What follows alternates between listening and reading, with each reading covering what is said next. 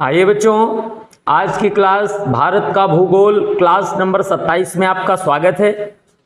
आज की क्लास का सबसे बेहतरीन टॉपिक आज हम लोग पढ़ने वाले हैं। परीक्षाओं में सबसे अधिकतम क्वेश्चनों को यहाँ से हम लोग प्राप्त करते हैं। जैसा कि देख रहे हैं कि अपने भारत के पठार एवं भारत का जो प्रायद्वीपीय पठार है, इसके बारे में आज हम लोग अपना विस्तृत अध्ययन करेंगे। जैसे कि हम लोगों ने देखा कि जो अपने भारत में प्रायद्वीपीय पठार है वो उसके अलग अलग स्टेप हैं, जैसे केंद्रीय उच्च पठार और पूर्वी पठार, उत्तर पूर्वी पठार और दक्कन का पठार, इसको वैसे बांटा गया है। परंतु जब हम लोग देखते हैं अपने पठार के बारे में पढ़ते हैं तो सबसे पहले हम लोग बात करते हैं अपने भारत के पठार की बात करते हैं। यानी कि अपने भारत में जो पठार होते हैं ये सबसे पहले इसकी स्टेप की अगर हम शुरुआत करते हैं तो वो हम कैसे करेंगे, तो बिल्कुल आइए चलते हैं हम लोग अपनी क्लास में। सबसे पहला प्रश्न आपका यहाँ पर ये बनता है कि भारत में पठारों का जो निर्माण हुआ है वो कैसे हुआ है या फिर कब हुआ था। तो बिल्कुल सबसे पहले आपको लेके चलते हैं थोड़ा अपनी पुरानी क्लासों की तरफ। जैसे कि सबसे पहले आपने पढ़ा था कि जब हमारी पृथ्वी का निर्माण हो रहा था तो उस दौरान अपने एक भूमि का सबसे पुराना हिस्सा हुआ करता था जिसे हम क्या कहते थे। तो बिल्कुल क्वेश्चन को यहाँ से याद रखेंगे, जिसमें क्वेश्चन को नोट्स तरीके से बनाते ही चलेंगे भाई। जैसे कि सबसे पहला प्रश्न यहाँ पर आपका आ रहा है कि भारत में ही नहीं पूरी दुनिया का जो सबसे पुराना क्वेश्चन होता है, सबसे प्राचीन भूमि जिसे पेंजिया कहते थे, बिल्कुल याद रखेंगे। क्वेश्चन क्या है? पेंजिया। यानी कि विश्व की सबसे पुरानी भूमि किसे कहा जाता है, ध्यान रखना है। इसे दोबारा लिख देते हैं, इसे हम लोग पेंजिया के नाम से जानते हैं। ये विश्व की सबसे पुरानी भूमि कही जाती है। इस भूमि के टूटे हुए टुकड़े, यानी क्वेश्चन आता है सबसे प्राचीन भूमि पेंजिया के टूटे टुकड़े, जिसका नाम क्या है, अगर आता है तो बिल्कुल कमेंट में बताएं। टूटे टुकड़े जिसे हम कहते थे गोंडवाना, क्या कहा जाता था इसे गोंडवाना कहा जाता था, गोंडवाना लैंड के टूटने से बना है। याद रखेंगे, के टूटने से बना। क्वेश्चन सबसे पहला यहाँ पर आता है कि भारत के पठार का निर्माण कैसे हुआ है। तो बिल्कुल सबसे पहला प्रश्न आप यही नोट करेंगे, भारतीय पठार का निर्माण। क्वेश्चन यहीं से आपका शुरू होता है, या भारतीय पठार का निर्माण।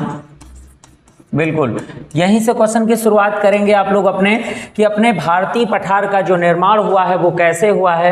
तो प्रश्न यहाँ पर यह आता है कि विश्व के सबसे प्राचीन जो भूमि हुआ करती थी उस प्राचीन भूमि का नाम क्या था, पेंजिया इसका नाम हुआ करता था, जिसके टूटने से एक टुकड़ा अलग हुआ था जिसको हम लोग क्या कहते हैं, गोंडवाना लैंड। और गोंडवाना लैंड जो है पेंजिया का दक्षिणी टुकड़ा हुआ करता था। कौन सा टुकड़ा था भाई? दक्षिणी टुकड़ा हुआ करता था। और इस दक्षिणी टुकड़े के टूटने से ये हमारे जो है पठार का निर्माण हुआ है, जो अपने भारत में पठार कहा जाता है। अब प्रश्न आता है कि अपने भारत का जो पठार है वो पठार कैसा पठार है। तो बिल्कुल देखेंगे, भारत के संपूर्ण जो पठार हैं अगर उनको एक साथ देखा जाए तो इनकी आकृति हमको त्रिभुजाकार दिखाई देती है, त्रिभुजाकार। क्वेश्चन ये वाला भी आप बिल्कुल नोट कर लीजिएगा, भारत का जो पठार है उसकी आकृति कैसी है। तो भारत का जो संपूर्ण पठार है उसकी आकृति त्रिभुजाकार के रूप में बनी हुई है। परंतु इसका निर्माण कैसे हुआ है, तो बिल्कुल अपना पहला वाला प्रश्न याद रखेंगे कि इसका जो निर्माण हुआ है वो हमारे दुनिया की सबसे पुरानी जो भूमि थी उसके टूटे हुए टुकड़े, जो गोंडवाना लैंड है उसके टूटने से, विस्फोट से जो हमारे भारत का हिस्सा है वो अलग जो हुआ, तो वो गोंडवाना काल का हिस्सा अलग हुआ था, जिसे प्रायद्वीपीय भारत कहा जाता है या फिर प्रायद्वीप का पठार कहा जाता है। अब प्रश्न दूसरा आता है कि इसके निर्माण में कौन से प्रकार के जो हैं घटक हैं। तो क्वेश्चन ये बनता है, भारत का प्रायद्वीपीय पठार, ध्यान रखें प्रायद्वीपीय पठार आग्नेय शैलों से बना है। कौन से, ध्यान रखेंगे, आग्नेय शैलों से, आग्नेय शैलों से निर्मित है। ये क्वेश्चन बिल्कुल जरूर ध्यान रखेंगे। प्रश्न यहाँ पर आता है कि भारत का ये जो प्रायद्वीपीय पठार है ये किस प्रकार से शैलों से निर्मित है? आग्नेय शैलों से निर्मित है। इसके साथ ध्यान रखें, केवल आंसर यही नहीं हो सकता है, इसके आंसर में बेसाल्ट यानी बेसाल्ट चट्टानें भी आपका इसका जवाब हो सकता है, यानी आग्नेय चट्टान, बेसाल्ट चट्टान और जो बेसाल्ट की रूपांतरित नीस चट्टानों से भी इसका निर्माण हुआ है। ध्यान रखें, अगर आपसे कहीं क्वेश्चन पूछा जाता है नीस या रूपांतरित, इसका आंसर हो सकता है रूपांतरित, क्योंकि अगर हम लोग देखते हैं कि अपने भारत का संपूर्ण पठार के बारे में जब अध्ययन करेंगे तो यहाँ हमें ये प्राप्त होता है कि ये जो पठार बना हुआ है वो किस तरीके से बना है।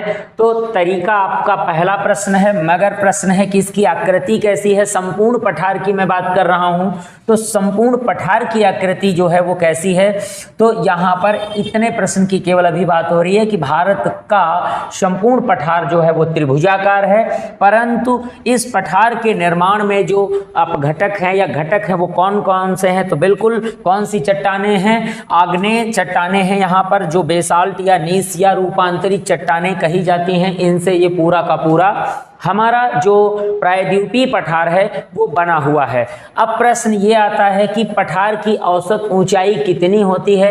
तो एक परिभाषा के हिसाब से, जिसे भूतल परिभाषा कहा जाता है, तो उस परिभाषा के हिसाब से हम लोग आगे देखेंगे कि इसकी एक ये परिभाषा साफ साफ होती है कि समतल मैदान से, यानी कि प्रश्न आता है यहाँ पर ये समुद्र तल की दूरी से, जिसे कहते हैं समुद्र तल से ये लगभग कितनी ऊंचाई पर होते हैं। तो ये समुद्र तल से लगभग 500 मीटर ऊंचाई से लेकर के 500 मीटर से लेकर के ये लगभग 1000 मीटर तक ऊंचा समतल मैदान जो होता है उसे हम क्या कहते हैं। तो बिल्कुल नोट्स जरूर बनाते चलें, क्योंकि यहाँ के कुछ प्रश्न हम हटा रहे हैं जिससे कि हम लोग थोड़ा अच्छा समझ पाएं। क्वेश्चन आपने क्या देखा कि यहाँ पर बात की जा रही है कि पठार किसे कहते हैं। तो यहाँ पर प्रश्न यही बनता है, पठार क्या होता है? समुद्र तल से 500 मीटर से लेकर के 1000 मीटर तक ऊंचा समतल मैदान, ये क्या होता है? समतल मैदान होता है। इसे जरूर ध्यान रखें, ऊंचा समतल मैदान क्या कहलाता है? पठार के नाम से जाना जाता है। ध्यान रखना है, वेरी मोस्ट क्वेश्चन। ये भी आपका पठार कंप्लीट हो जाता है कि कहते किसे हैं, इसकी परिभाषा क्या होती है, ये समुद्र तल से कितना होता है।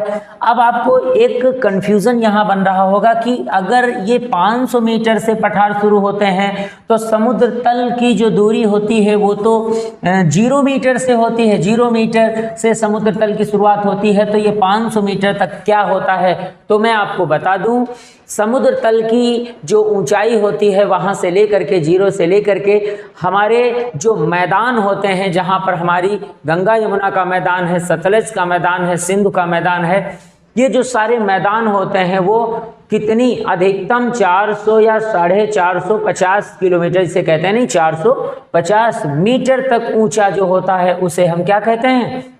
और कहीं कहीं पर 500 से अधिक मीटर ऊंचे जो होते हैं वो हमारे मैदान पाए जाते हैं। अब प्रश्न आता है कि ये जो पठार के पहले ऊंचाई है उसे मैदान कहते हैं, और जो मैदान के बाद की ऊंचाई है उसे क्या कहते हैं? उसे कहते हैं, ध्यान रखना, पठार कहते हैं। परंतु एक बात और आती है भी, क्वेश्चन कहते हैं ना, जब आप क्वेश्चन तैयार करने बैठ जाते हो ना तो क्वेश्चनों की कमी नहीं होती है। क्वेश्चन आप समझ गए तो बहुत कुछ है, नहीं समझे तो सिर्फ एक क्वेश्चन आपके हाथों में आता है। आप ग्राफिक रूप को समझो जिसमें एक क्वेश्चन नहीं पूरा टॉपिक समझ में आए। तो जैसे अभी बात की गई कि इससे ऊंचा भी कुछ होता है, वो क्या कहलाता है? उसे पहाड़ या पर्वत या चोटियां कहा जाता है। तो एक बार बिल्कुल जल्दी से बड़ा आप लोग देख लीजिएगा, जैसे अभी बात हमने करी यहाँ पर कि जो समुद्र तल से जीरो तल से होता है इसे समुद्र तल कहते हैं। ध्यान रखें, इससे जो कितना ऊंचा होता है, लगभग 500 से ये 600 तक होता है, इसे कहते हैं मैदान कहते हैं। और 500 से 600 से लेकर के लगभग ये 1000 तक होता है, इसे पठार कहा जाता है। और दूसरी बात यही हम देखेंगे कि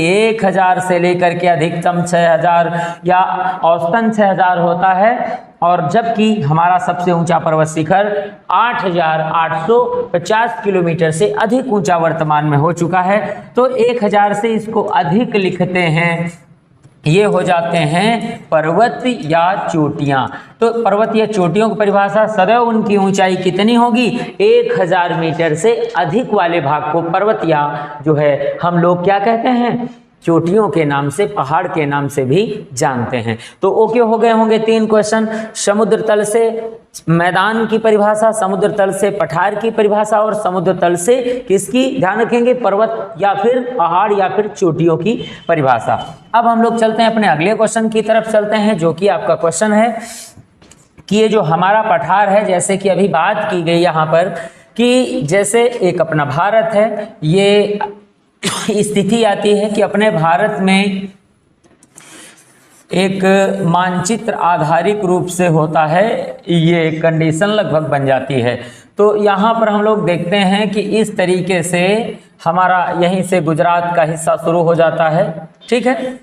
अब ये जो पठार की अभी बात यहाँ पर की जा रही है, जिस पठार की बात की जा रही है, ये पठार अगर हम देखेंगे तो साफ साफ समझ में आता है कि ये जो प्रायद्वीपीय भाग है, तो इधर क्या है, इधर है बंगाल की खाड़ी, इधर है बंगाल की खाड़ी, और इधर है आपका अरब खाड़ी, ठीक है, इधर अरब की खाड़ी और उधर बंगाल की खाड़ी।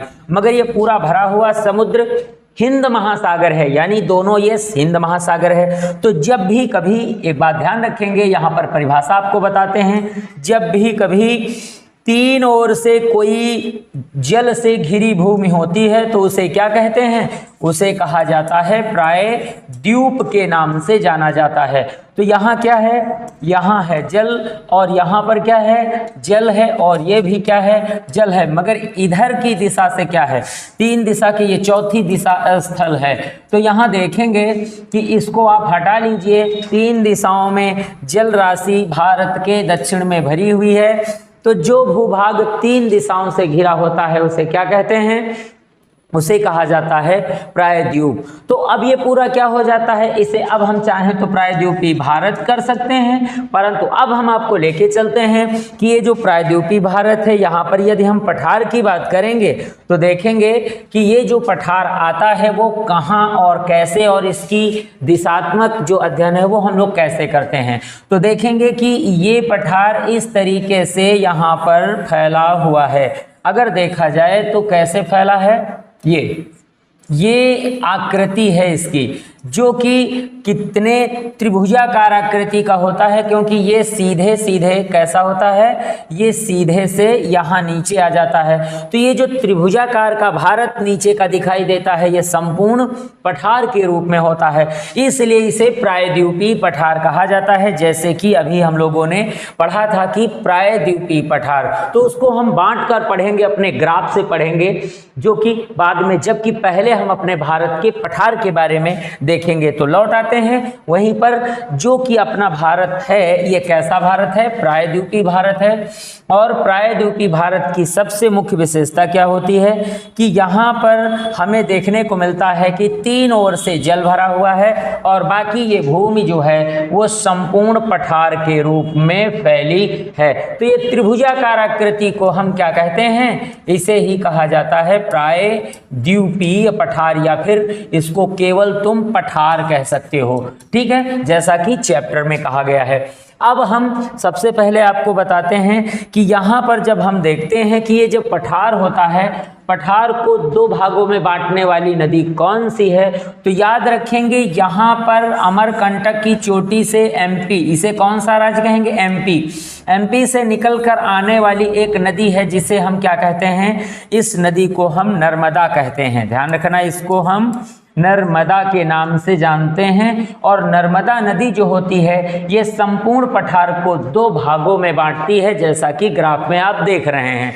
तो इस नर्मदा नदी के ऊपर वाले भाग को हम क्या कहते हैं, इसे हम मालवा का पठार कहते हैं, मालवा का पठार कहते हैं। और नर्मदा नदी के नीचे के पठार को हम लोग दक्षिण का पठार या दक्कन का पठार कहते हैं। ध्यान रखेंगे, इसे क्या कहते हैं, दक्कन का पठार कहते हैं या कभी कभी दक्षिण का पठार भी कहा जाता है। तो यहाँ पर आपने देखा कि सबसे पहले संपूर्ण भारत का जो पठार है वो कितने भागों में बटा हुआ है। तो पहले तो ये 2 भागों में बटा हुआ है, जो कि कौन सी नदी इसे 2 भागों में बांटती है। तो फिगर में, ग्राफ में आप देख रहे हैं कि नर्मदा नदी से 2 भागों में बांटती है। अब प्रश्न यहाँ आ जाता है, ऊपर का जो भाग होता है मालवा और नीचे का क्या होता है, दक्कन का पठार होता है। तो ये संपूर्ण पठार जो नीचे है ये क्या कहलाता है, ये दक्कन का पठार कहा जाता है। जैसे कि यहाँ हम लिख सकते हैं दक्कन, ठीक है, दक्कन का पठार होता है ये। अब दूसरी बात आती है कि ये जो दक्कन का पठार है, दक्कन के पठार को 2 भागों में कौन सी नदी बांटती है। तो ये देखेंगे यहाँ पर, यदि आप देखते हैं तो ये नदी है जिसे हम गोदावरी नदी कहते हैं। तो मूल रूप से गोदावरी नदी महाराष्ट्र के नासिक जिले के त्रयंबकम की श्रेणियों से निकलती है।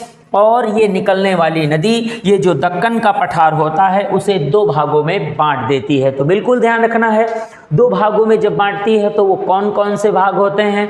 तो हम लोग ऊपर वाले भाग को तेलंगाना का पठार कहते हैं, तेलंगाना का पठार कहते हैं। और नीचे वाले भाग को हम लोग कर्नाटक का पठार कहते हैं, ठीक है, कर्नाटक पठार और तेलंगाना पठार के नाम से जानते हैं। मगर ये जो पठार आप देख रहे हैं, कर्नाटक पठार और तेलंगाना पठार, ये कौन से पठार का हिस्सा है, ये दक्कन के पठार का हिस्सा है।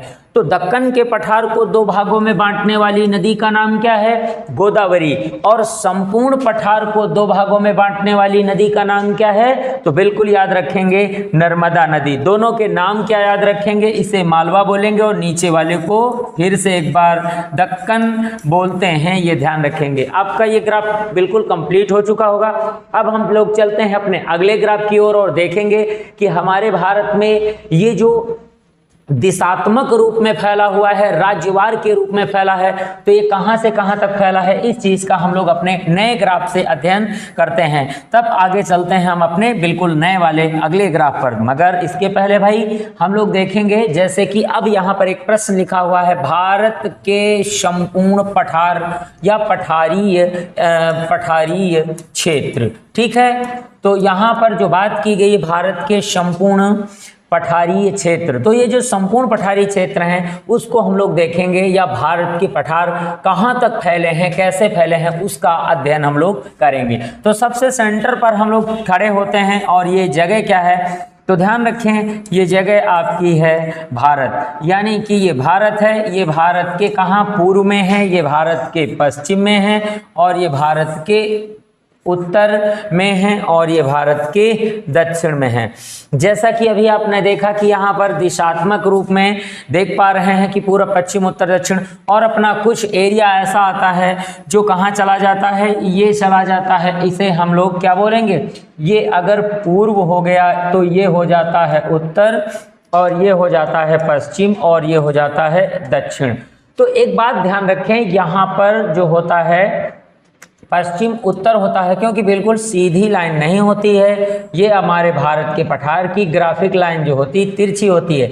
इसे हम क्या कहते हैं, इसे हम पश्चिम उत्तर कहते हैं, पश्चिम उत्तर के नाम से इसे जानते हैं। तो हमारे भारत में जो पठार है दिशात्मक रूप में इस तरीके से फैला है। आइए अब देखते हैं कि इनमें कौन से राज्य आते हैं, उनके बारे में सबसे पहले हम लोग देखते हैं। तो प्रश्न आता है कि भारत में जो पठार है पूर्व में कहाँ तक फैला है, तो पूर्व में बिहार तक फैला है। तो पूर्व में जो राज्य आता है कौन सा है, यहाँ से हम लोग चलेंगे बिहार, बिल्कुल, यानी कि ये बिहार में फैला है। पश्चिम में कहाँ फैला है, ध्यान रखना जे इसे गुजरात राज्य कहते हैं। और दक्षिण में कहाँ फैला है, तो दक्षिण में बिल्कुल हम लोग देखते हैं तो थोड़ा सा इसे ऊपर करते हैं, यानी छोटा भी कर लेते हैं। तो ये जो फैला है अगर हम बात कर रहे हैं तो ये केरल दक्षिण में केरल तक फैला है और उत्तर में कहाँ तक फैला है, तो ध्यान रखें आरजे और दिल्ली। कहने का मतलब है कि इधर आरजे और इधर दिल्ली तक हमारे भारत का पठार फैला है। अब ये कौन सी दिशा है, तो इस दिशा को हम उत्तर पूर्व या पूर्व उत्तर दिशा कहते हैं। यहाँ पर मेघालय तक फैला है, यानी कौन से राज्य, मेघालय तक फैला है। और इसे बोला क्या जाता है, ध्यान रखें, इसे बोला जाता है उत्तर पूर्व। उत्तर पूर्व बोला जाता है, तो हमारे भारत में उत्तर पूर्व। अब देखेंगे कि यहाँ कौन सी पहाड़ियों तक ये फैला हुआ है, इस चीज़ को भी हम लोग बिल्कुल देखते चलेंगे, क्योंकि अगर स्टेप बाय स्टेप काम करेंगे तो प्रश्न को लाइन वार नहीं लिखना पड़ता है, क्वेश्चन टू क्वेश्चन लिखना नहीं पड़ता है, और आपको कम भाषा में अधिक से अधिक मेथड आपको समझ में आ जाते हैं। मगर जैसे आप नए बच्चों की तरह काम करते हैं कि क्वेश्चन बाय क्वेश्चन याद करने में आपको अच्छा लगता है, तो फिर आप बहुत बड़ा कोर्स तैयार नहीं कर पाएंगे, आपको बहुत टाइम लग जाएगा। अगर आपको शीघ्रतम नौकरी पानी है, अपने लक्ष्य तक पहुंचना है, तो सबसे पहले ग्राफिक रूपों को सीखिए, क्योंकि ग्राफिक में कोई प्रश्न नहीं, सीधे ये माइंड में धंसते हैं। और जब आप प्रश्न याद करते हो तो केवल एक प्रश्न आपके दिमाग में धंस पाता है। तो बिल्कुल ग्राफ तैयार करें अपने दिमाग में, जैसा कि हम आपको बताते हुए चलते हैं बिल्कुल आसान भाषा में। अपने सभी सब्जेक्ट में आप देख पा रहे हैं कि किस तरीके से, तो बिल्कुल अभी जैसे हमारा भारत का भूगोल, इसके साथ आपकी नई क्लासेस स्टार्ट हो गई हैं। भारत ही नहीं, पूरी दुनिया का जो आपका एनवायरनमेंट है, पर्यावरण है, और इसके साथ आपका बिल्कुल प्रारंभ हो चुका है, जिसे हम लोग कहते हैं अपनी सामान्य विज्ञान, रेलवे एवं स्पेशल जो सभी परीक्षाओं से संबंधित होती हैं, तो इसका भी आपकी क्लासें प्रारंभ हैं, बिल्कुल जो है शुरुआत हो चुकी है। तो ज़रूर से ज़रूर अपने चैनल पर लगातार बने रहें और क्लास को विधिवत रूप से अटेंड करें, क्योंकि यहाँ पर बच्चों का बस 2 मिनट में जो है पूरा सिलेबस खत्म हो जाता है, यानी किसी भी वीडियो को बस 2 मिनट में देख करके काम खत्म। 2-2 मिनट देखने वाला चाहे जो भी छात्र हो, कभी सफलता को शीघ्रतम नहीं प्राप्त कर पाता है, लंबा अरसा लगा देता है। तो बिल्कुल लौट के आते हैं क्लास की तरफ, क्योंकि ये तो सारी बातें हर बच्चा जानता है, मगर उसको जब तक बताओ ना तब तक वो समझ नहीं पाता है। वही बात होती है ना कि का चुप साध रहा बलवाना, यानी कि बस आपको याद दिलाना पड़ता है कि नहीं भाई आप पढ़ेंगे तो याद होगा। 2 मिनट वीडियो को देख लेने से और बंद कर देने से आपको याद नहीं होगा। चलते हैं, अब हम लोग देखते हैं कि बिहार के ये जो हमारा पठार है, ये भारत का पठार है, ये बिहार के कौन सी पर्वत श्रृंखला तक फैला है, तो राजमहल की पहाड़ियों तक फैला है। ध्यान रखेंगे वो पहाड़ियां कौन सी हैं, राजमहल की पहाड़ी यहाँ पर हम लोग देखेंगे, इसे कहते हैं राजमहल पहाड़ी तक, है ना। बिल्कुल भाई क्वेश्चन याद कर लेंगे, बिहार की राजमहल पहाड़ी तक फैला है। और ये उत्तर में, उत्तर पश्चिम में कहाँ तक फैला है, ये अरावली पर्वत तक फैला है, बिल्कुल अरावली तक ये फैला है, अरावली श्रेणियों तक फैला है। और गुजरात में कहाँ तक फैला है, बिल्कुल याद रखेंगे, गिरि श्रेणियों तक फैला है, जिसे गिरि पर्वत कहा जाता है, जो गुजरात में है। केरल में कहाँ तक है, तो ध्यान रखना अन्नामलाई, अन्नामलाई पर्वत तक फैला है, जिसे हम लोग कार्डेमम की पहाड़ी भी कहते हैं। ध्यान रखना कार्डेमम की पहाड़ी। अब ये जो एरिया आप देख पा रहे हैं, अच्छा बात पूर्व की आई, तो यहाँ पर एक होता है मेघालय का पठार। मेघालय की जो श्रेणियां हैं, गारो, खासी, जयंतिया, इन तक ये फैला हुआ पठार है, इसीलिए इसे मेघालय का पठार कहा जाता है। अब बात यही आ रही है कि ये जो पठार का हिस्सा है, संपूर्ण भारत में इस तरीके से अलग अलग क्षेत्रों में अलग अलग पठार फैले हुए हैं, इनके छोटे छोटे नाम रख दिए गए हैं। तो ये जो भाग आप देख पा रहे हैं कि किस तरीके से ये अपने भारत में पठारी भूभाग बनता है, तो संपूर्ण भारत में पठार नहीं है, सबसे ज़्यादा पठार भारत के दक्षिण भारत में स्थित हैं या फिर प्रायद्वीपीय भारत में स्थित हैं, मगर उत्तर भारत में सबसे ज़्यादा मैदानों की स्थिति बनती है।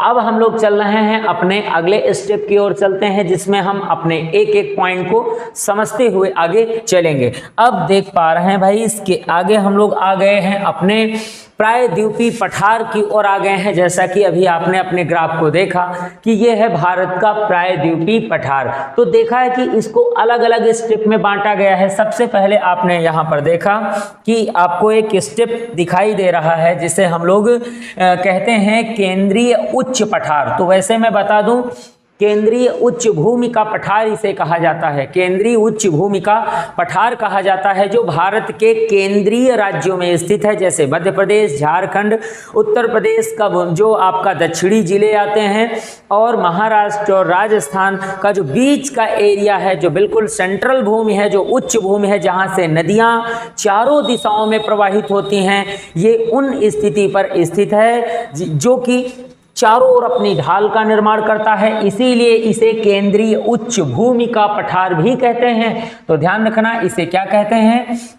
केंद्रीय उच्च, और आगे हम लोग लिखते हैं उच्च भूमि का पठार। ठीक है, भूमि पठार ये भी इसे कहते हैं।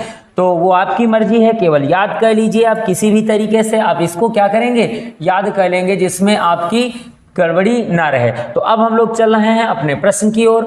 ये केंद्रीय उच्च भूमि का जो पठार है, इस पठार का मतलब क्या होता है? केंद्रीय लिखा है तो वही बात आई कि यहाँ पर अपने भारत के मध्यवर्ती राज्य केवल आते हैं, बाकी नहीं आते हैं। अब इसमें कौन कौन सा पठार आता है? तो सबसे पहले यहाँ देख रहे हैं कि नंबर 1 पर सतपुड़ा का आता है, नंबर 2 विंध्य का पठार आता है, और उसके बाद मालवा का पठार है, और अगला है अरावली का, और अगला आ रहा है इसमें बुंदेलखंड का पठार। तो जैसा कि देखा है, केंद्रीय उच्च भूमि के पठार को हम वास्तव में 5 अलग अलग भागों में बांटे हुए हैं, क्योंकि ये अपने भारत के मध्यवर्ती राज्यों में स्थित है। पूर्वी पठार की यहाँ पर बात कर रहे हैं, तो भारत के पूर्वी राज्यों में से कौन से राज्य आते हैं? केवल 4 राज्य आते हैं। यहाँ पर कौन कौन से 4 राज्य आते हैं? उड़ीसा, पश्चिम बंगाल, झारखंड और बिहार राज्य ही भारत के पूर्वी राज्य हैं। तो इनमें देखेंगे तो छोटा नागपुर पठार, यानी भारत का जो पूर्वी पठार कहलाता है, उसमें छोटा नागपुर पठार झारखंड और दंडकारण्य का पठार झारखंड में ही स्थित है। यानी कि यहाँ पर देखते हैं तो ये आपका 7 नंबर का पठार हो जाए, सॉरी ये कौन से नंबर का भाई? 6 नंबर का पठार, और दंडकारण्य जो है ये 7 नंबर का आपका पठार हो जाता है। हमने क्या बोला? पूर्वी पठार, और पूर्वी पठार पूर्वी राज्यों में स्थित है। मध्य का पठार मध्य में स्थित है। तो मध्य का जो पठार है, हमने बोला मध्य, जैसे सतपुड़ा पर्वत है, विंध्य पर्वत है, मालवा है, अरावली है, बुंदेलखंड है। तो ये यूपी, एमपी, छत्तीस और झारखंड, और देखेंगे तो गुजरात और राजस्थान, ये मध्य का एरिया कुछ बन जाता है, यहीं पर स्थित है। अब यहाँ पर आपका प्रश्न बन रहा है कि उत्तर पूर्वी पठार, उत्तर पूर्वी पठार जिसे अभी अभी हम लोगों ने पढ़ा था कि हमारे भारत में उत्तर पूर्वी पठार में देखा हम लोगों ने कौन सा पठार आ रहा है? उत्तर पूर्वी। बिल्कुल ग्राफ से देखेंगे, कम समय में ज्यादा प्रश्न समझ जाएंगे। एक एक प्रश्न लिखेंगे नए बच्चों की तरह, तो आप बहुत ज्यादा समय लगाएंगे अपने कॉम्पिटिटिव एग्जाम को क्रैक करने में।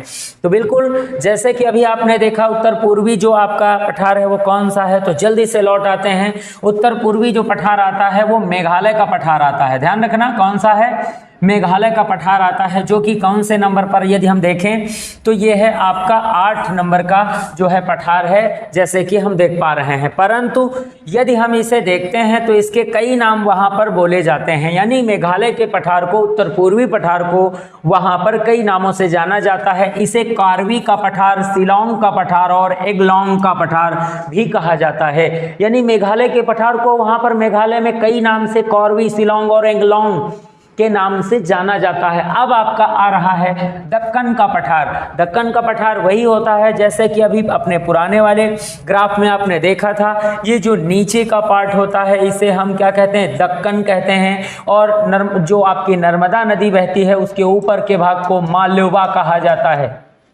तो यहाँ दक्कन के पठार की बात हो रही है, तो आप खुद समझ गए होंगे ये पठार कहाँ से कहाँ तक है। तो ये नीचे वाले भारत में स्थित है, जैसा कि आपने देखा। तो लौटते हैं हम लोग दक्कन का पठार की बात करते हैं। तो ये 2 भाग में बटा है, एक है दक्कन ट्रैप का पठार और एक है कर्नाटक का पठार। तो जो दक्कन ट्रैप का पठार होता है वो तेलंगाना और जो हमारे महाराष्ट्र राज्य का दक्कन ट्रैप काली मिट्टी का सबसे बड़ा क्षेत्र है, ये यहाँ पर फैला हुआ है। तो दक्कन ट्रैप का पठार, या इसको कभी कभी तेलंगाना का पठार भी कहते हैं। ये शब्द आप ध्यान रखेंगे। कौन सा पठार भाई? तेलंगाना, ये शब्द ध्यान रखना है, दक्कन ट्रैप का पठार, ठीक है, दक्कन का पठार नहीं, दक्कन ट्रैप का पठार या फिर तेलंगाना का पठार, और अगला है कर्नाटक का पठार। तो आइए अब हम लोग चलते हैं अपने एक एक पठार की हम लोग चर्चा करते हैं। सबसे पहले जैसे कि यहाँ पर हम लोग देखेंगे, सबसे पहले सतपुड़ा के पठार की हम लोग बात करेंगे। तो यहाँ से शुरुआत हम लोग कर रहे हैं अपने सतपुड़ा के, यानी कि नंबर 1 सतपुड़ा के पठार की बात कर रहे हैं। सबसे पहला प्रश्न आता है कि सतपुड़ा जो पठार है या जो सतपुड़ा श्रेणी है, जिसे हम लोग कहते हैं सतपुड़ा श्रेणी या फिर पठार के नाम से जिसे जाना जाता है, ठीक है, तो ये श्रेणी या पठार जो है ये कहाँ पर है, तो ये जरूर ध्यान रखेंगे, ये MP, UP, झार और उसके बाद जे गुजरात और RJ, ठीक है, और छत्तीसगढ़, इन एरियाज में फैला है। बिल्कुल याद कर लीजिए, जो सतपुड़ा है वो किन किन राज्यों में फैला, यहाँ तक ये फैला हुआ है। अब प्रश्न बनता है, सतपुड़ा जो है एक ऐसा पठार है जो कि हमारा ब्लॉक पर्वत कहा जाता है। कैसा कहा जाता है? ब्लॉक, ठीक है, ब्लॉक, या इसको हम लोग दूसरी भाषा में भ्रंश घाटी भी कहते हैं। भ्रंश घाटी की श्रेणी से बना हुआ है ये जो हमारा सतपुड़ा पर्वत है। इसका आशय होता है कि इसके कोई दो जो भाग होते हैं वो बराबर समतल पे बने रहते हैं, मगर इसका कौन सा भाग केवल देखेंगे तो जैसे इसमें 2 श्रेणियां होती हैं, समतल भूमि की 2 श्रेणियां बिल्कुल ऐसे खड़ी हुई हैं। तो इन श्रेणियों में हो क्या जाता है, इस बात को समझेंगे कि जैसे यहाँ से श्रेणियां हैं तो यहाँ पर हो ये जाता है कि 2 श्रेणियों के बीच की जो भूमि होती है, अचानक यहाँ पर 2 अलग अलग श्रेणियां हैं तो 2 श्रेणियों के बीच की भूमि अचानक धंस जाती है। क्या हो जाती है? धंस जाती है। तो जब धंस जाती है तो दोनों पहाड़ियों के बीच में एक क्या बन जाती है? एक घाटी बन जाती है। एक घाटी बन जाती है। धंस जाने से जो घाटी बनती है जिससे होकर के नदियों का प्रवाह होता है उसे हम लोग भ्रंश घाटी भी कहते हैं। जैसे क्वेश्चन आता है कि भारत में भ्रंश घाटी से होकर बहने वाली सबसे लंबी नदी कौन है, तो आंसर नर्मदा है। यानी क्वेश्चन आता है भ्रंश घाटी से होकर बहने वाली सबसे लंबी नदी नर्मदा है। और ये भ्रंश क्या होते हैं, तो भ्रंश या ब्लॉक होते हैं कि जब कोई 2 समतल जो भूमियां होती हैं, जैसे ये समतल भूमि है तो उसका कौन सा हिस्सा, एक हिस्सा नीचे धंस जाए, यानी क्या होता है, इसका ये हिस्सा नीचे धंस जाता है और ये हिस्सा ऊपर उठा रहता है, तो ये क्या निर्माण करता है, ये बन जाते हैं पर्वत। ठीक है, ये बन जाते हैं पर्वत बन जाते हैं और ये एक मैदानी या घाटी के रूप में बन जाता है जहां से हो करके नदियां अपना मार्ग प्रशस्त करती हैं। इसीलिए कहा जाता है कि मध्य प्रदेश में सबसे ज़्यादा भ्रंश घाटी बनती हैं। ठीक है, जहां पर चंबल, नर्मदा और ताप्ती नदियां प्रवाहित होती हैं। अब हम लोग देखते हैं कि अपने इस सतपुड़ा के बारे में इनका एक अलग अलग स्टेप होता है कि सतपुड़ा पूरा एक नहीं है। सतपुड़ा जो पर्वत आपका होता है अलग अलग 2 प्रकार से बटा हुआ है। जैसे देखेंगे सतपुड़ा जो पर्वत होता है वो महादेव श्रेणी, ये जो सतपुड़ा है ये महादेव श्रेणी, और उसके बाद कौन सी श्रेणी यहाँ ध्यान रखेंगे, नंबर 1 की महादेव श्रेणी और नंबर 2 पर मैकाल जिसे कहा जाता है मैकाल श्रेणी। ठीक है, इसे जरूर ध्यान रखें। महादेव श्रेणी और मैकाल श्रेणी से मिलकर बना हुआ भाग सतपुड़ा है। ठीक है, अब प्रश्न आता है महादेव की सबसे ऊंची चोटी जो है वो कौन सी है, तो महादेव श्रेणी की सबसे ऊंची चोटी आती है धूपगढ़ी। बिल्कुल इस बात को ध्यान रखेंगे, सबसे ऊंची चोटी महादेव की कौन सी, धूपगढ़ी आती है। और दूसरा प्रश्न बनता है मैकाल की सबसे जो ऊंची चोटी आती है वो कौन सी है, वो है अमरकंटक। अमरकंटक ये आती है, अमरकंटक, जो कि अगर हम बात करें तो ये अमरकंटक जो है एमपी में है, ये भी एमपी में है। बिल्कुल, धूपगढ़ी ये एमपी में है और ये भी एमपी में स्थित है।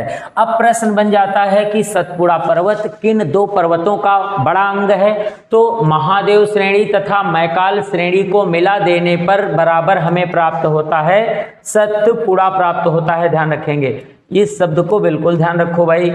जब महादेव प्लस मैकाल बराबर क्या होता है, सतपुड़ा प्राप्त होता है। मगर जब बात आपसे पूछी जाती है कि सतपुड़ा पर्वत की सबसे ऊंची चोटी कौन सी है, तो बिल्कुल याद रखेंगे धूपगढ़ी सबसे ऊंची चोटी है।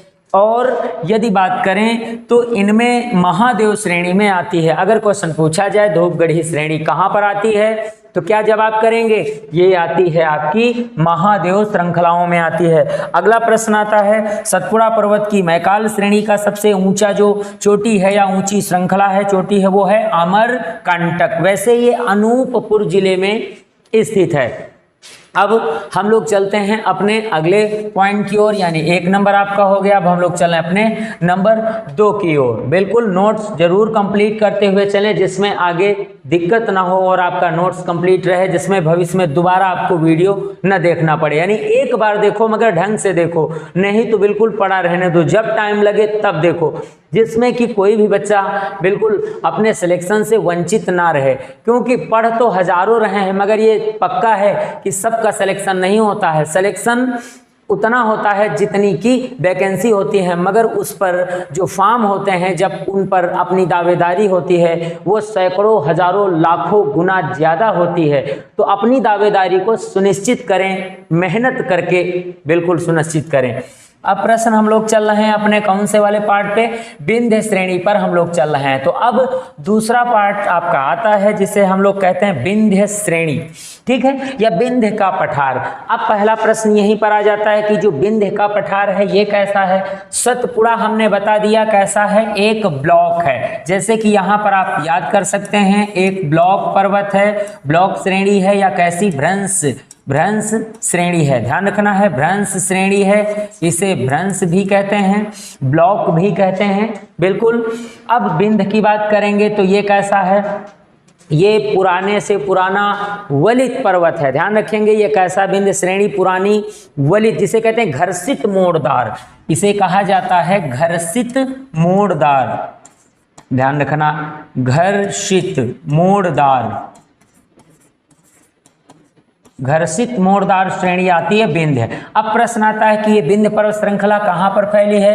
तो इसकी शुरुआत अगर हम बात करें तो गुजरात, आरजे, यूपी और एमपी, और उसके बाद यानी कि ये एमपी के साथ ये झारखंड और कुछ इसका हिस्सा बिहार तक फैली है। तो अब आप खुद देख पा रहे हैं यहाँ पर आपके पास ये जो विंध्य पर्वत श्रेणी की बात की जा रही है, कहाँ तक फैली है विंध्य श्रेणी या विंध्य का जो पठार है, वैसे ये कहाँ तक है। क्योंकि ये पठार बहुत ऊंचा नहीं है, ये बिल्कुल नॉर्मल ऊंचाई का पर्वत है, इसलिए ये पठारी श्रेणी कही जाती हैं, इसीलिए इसका नाम यहाँ पर रखा जाता है उच्च भूमि के पठारों में।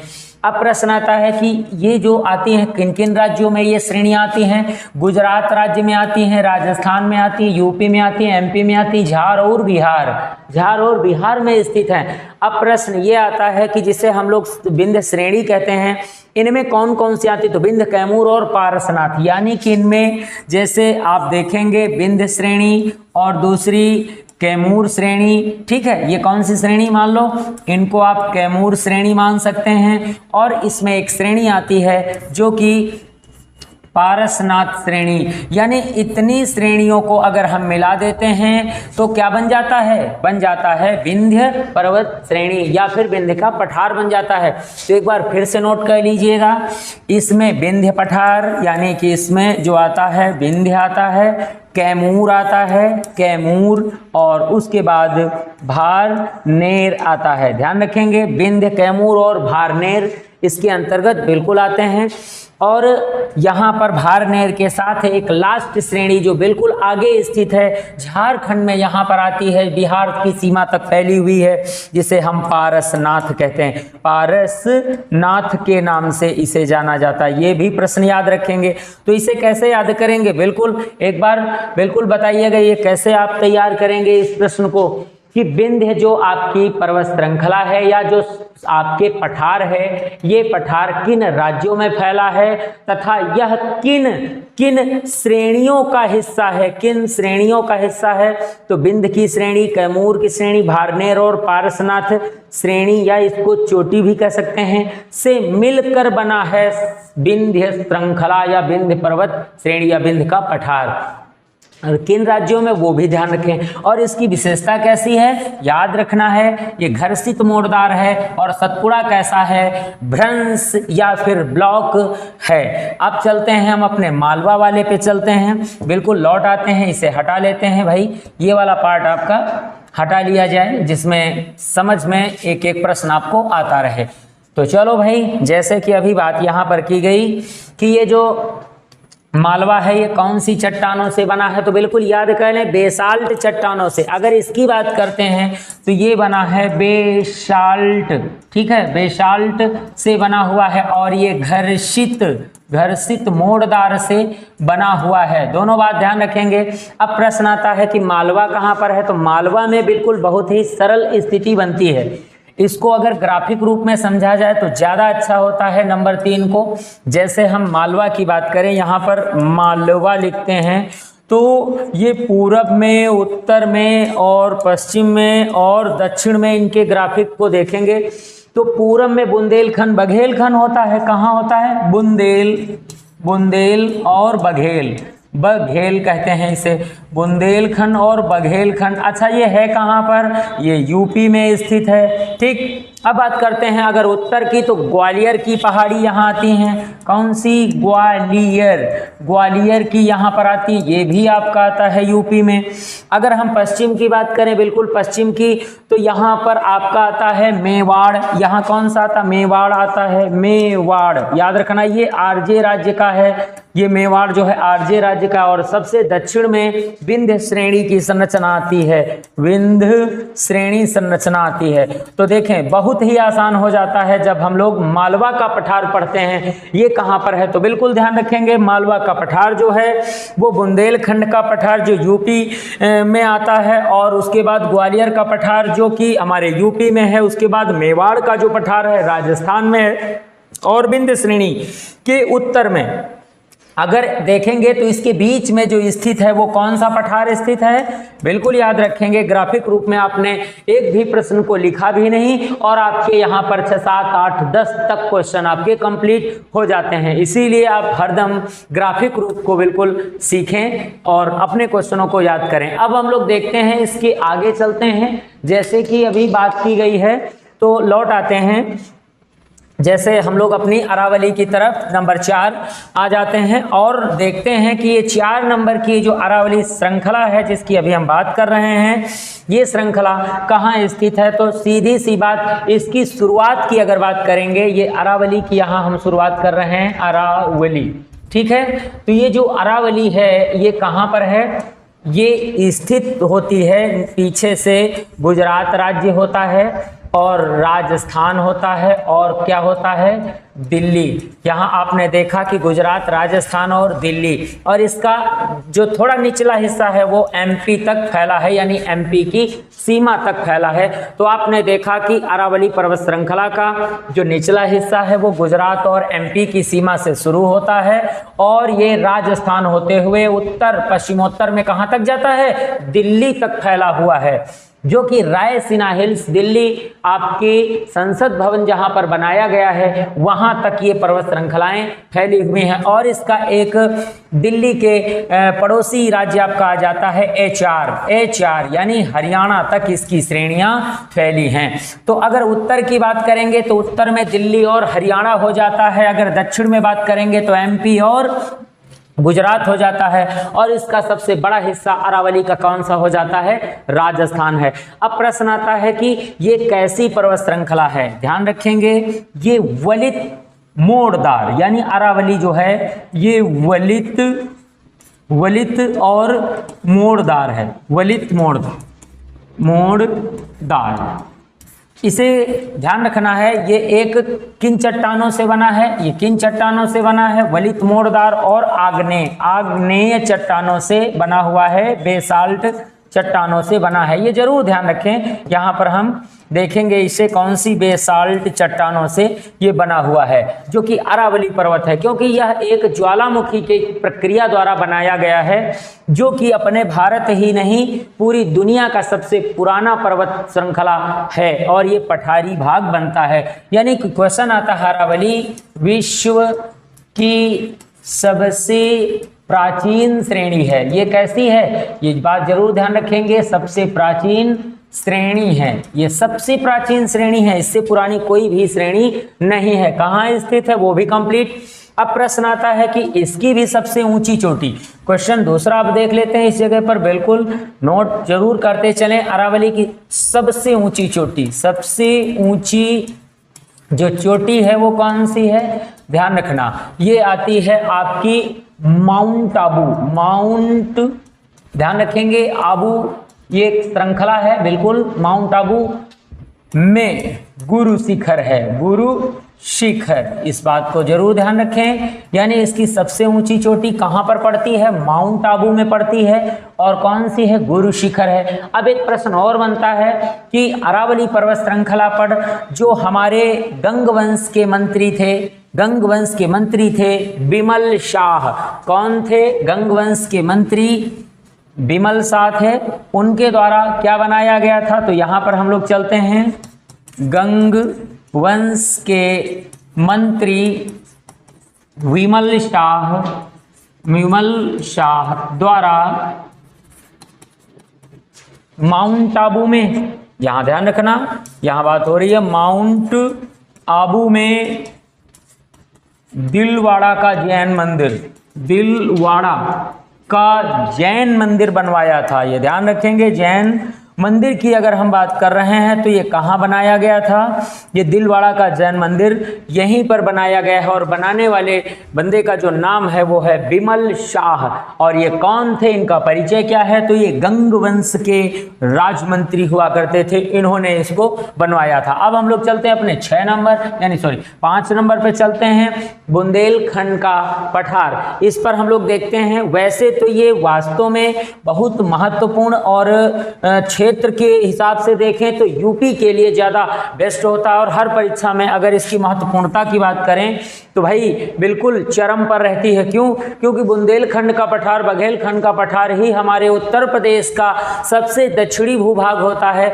यहीं से हमारी यूपी की सीमाएं खत्म होती हैं और एमपी की सीमाएं प्रारंभ होती हैं, और ये वो जिले होते हैं जो कि पठारीय रूप में स्थित हैं, जबकि संपूर्ण जिले यूपी के जो हैं वो मैदानी हैं, परंतु यहाँ बुंदेलखंड बघेलखंड के जो जिले होते हैं वो पठारी जो है प्रकृति में स्थित हैं। तो देखते हैं हम लोग अपने अगले पॉइंट को, देखते हैं बुंदेलखंड के पठार को। तो इसे हम बिल्कुल हटा लेते हैं, जिसमें भाई हर एक जो है शीर्षक आपको अच्छा समझ में आए, है ना, बिल्कुल, क्योंकि अगर आप हटाते नहीं तो आपको अगला पॉइंट बहुत अच्छा नहीं समझ में आता। बुंदेलखंड की बात करेंगे तो ध्यान रखेंगे, ये ग्वालियर का पठार और विंध्य का पठार ये नीस चट्टानों से बना है। ये कैसी चट्टानें हैं, ध्यान रखना, ये नीस चट्टानों से बना है। और सबसे बड़ी बात है कि ये कहाँ पर है, ये ग्वालियर और विंध्य के पठार के जो है मध्य में स्थित है, ध्यान रखना है, ग्वालियर पठार और नीचे देखेंगे विंध्य पठार, उसके बीच में कौन सा आता भाई, बिल्कुल बिल्कुल सिंपल सी बात आई, ये हो गया आपका बुंदेलखंड का पठार स्थित है। बिल्कुल ध्यान रखें, क्योंकि अगर हम लोग इसको थोड़ी सी और तेज से पढ़ेंगे तो जल्दी आपका चैप्टर खत्म हो जाएगा। अब हम लोग चलते हैं, जल्दी से चलते हैं आगे वाले पार्ट पे। आपका पूर्वी पठार की बात आ रही है यहाँ पर, तो ये वाला पार्ट हम लोग क्या करते हैं, समाप्त कर लेते हैं केंद्रीय उच्च भूमि के पठार को, क्योंकि ये वाला शीर्षक पूरा कंप्लीट हो चुका है। जल्दी से, बहुत जल्दी चलेंगे, क्योंकि यहाँ पर बहुत कम मैटर है आपका। पूर्वी पठार में अपने भारत के अगर राज्य की बात करें तो राज्य तो आते हैं सबसे पहले बिहार, झारखंड, बंगाल, उड़ीसा, यानी पश्चिम बंगाल और उड़ीसा।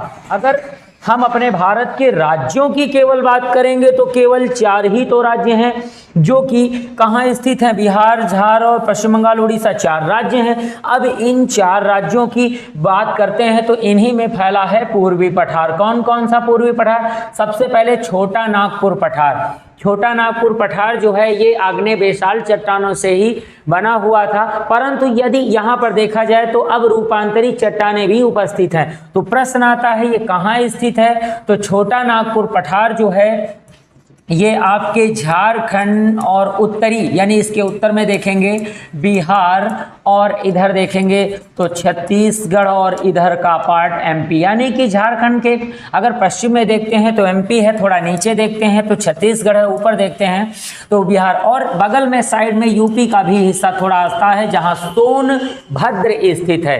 क्या स्थित है, बिल्कुल ये छोटा सा हिस्सा है, देखा होगा ऐसे लटका हुआ जो जिला बनता है, जो कि कितने राज्य स्पर्श होते हैं, 4 राज्य स्पर्श होते हैं हमारे सोनभद्र को, एक एमपी, दूसरा छत्तीसगढ़, तीसरा झारखंड और चौथा बिहार। यानी कि क्वेश्चन आपका है यूपी का जो सोनभद्र जिला है वो 4 राज्यों की सीमा छूता है, जो एक बड़ी महत्वपूर्ण बात है। तो यहाँ देखेंगे कि ये जो छोटा नागपुर पठार है ये इन राज्यों में फैला है। और दूसरा क्वेश्चन आता है इसे भारत का रूर कहा जाता है। क्या कहते हैं, रूर कहते हैं। अब एक बात जरूर ध्यान रखेंगे, और दूसरी बात इसे भारत में खनिज भंडार कहा जाता है। क्या कहते हैं, खनिज भंडार भी इसे कहते हैं, ये बात जरूर ध्यान रखेंगे। यानी कि खनिजों का भंडार है भारत का, जो ये छोटा नागपुर पठार है ये खनिजों का भंडार होता है। यदि यहाँ हम देखें तो इसमें छोटा नागपुर पठार में देखा जाए तो हजारीबाग, रांची और राजमहल का पठार आता है। कौन कौन इसमें आते हैं, इसमें हजारीबाग का पठार आता है, ध्यान रखना, हजारीबाग का पठार आता है, और इसी में रांची का पठार आता है, ध्यान रखना, रांची पठार इसी में आता है। और उसके बाद यदि देखते हैं तो एक पठार और आता है जो बिहार का उत्तरी सीमा में स्थित है,